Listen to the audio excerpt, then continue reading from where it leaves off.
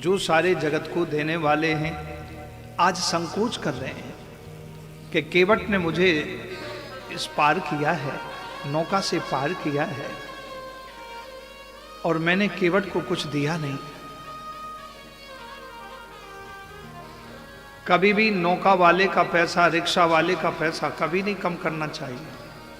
अक्सर आदमी रिक्शा वाले से ही लड़ता है, केवल 50 पैसे पर, 1 रुपए पर, 2 रुपए पर।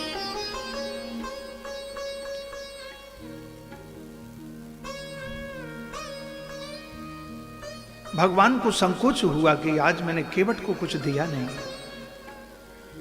उसी क्षण जनक नंदिनी सीता जी की दृष्टि श्री रघुनाथ जी के ऊपर पड़ी। राघवेंद्र, कौशलेंद्र, दशरथ नंदन, कौशल्यानंदन प्रभु श्री राम अपने ईश्वर स्वामी रघुवर राम लला के ऊपर दृष्टि पड़ी तो सीता जी देख रही हैं कि मेरे स्वामी कुछ देना चाहते हैं केवट को। देखिए ये व्यवहारिकता है।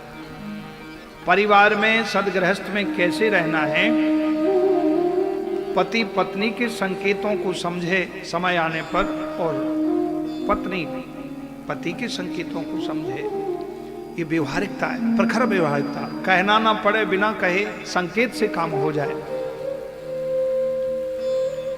उसी क्षण जनक नंदिनी सीता जी ने श्री रघुनाथ जी की ओर देखा तो देखा श्री रघुनाथ जी संकोच में है। ऐसा उनको अनुभव हो गया कि मेरे स्वामी कुछ देना चाहते हैं तो इनके पास कुछ है नहीं। उसी समय सीता जी ने अपनी मुद्रिका को उतारा और श्री रघुनाथ जी के कर कमलों में दिया कि हे स्वामी, एक केवट को दे दीजिए।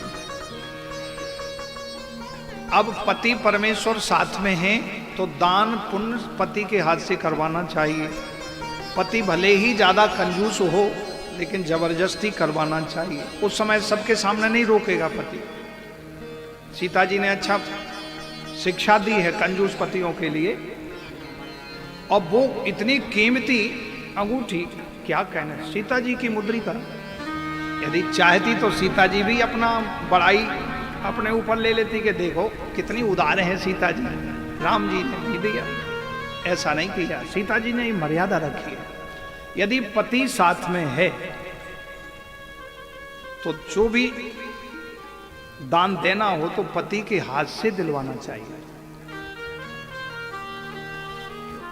पति को जो है दान देने का दर्जा दिया गया। यदि मान लीजिए पति नहीं है या कहीं विदेश गया, बाहर गया, किसी पड़ोस में है, कारणवश नहीं आ सका और दान देना है तो अपने परिवार का, पति का ध्यान करके फिर दान दे तो पूरा संयोग हो जाता है, दान का शुभ हो जाता है।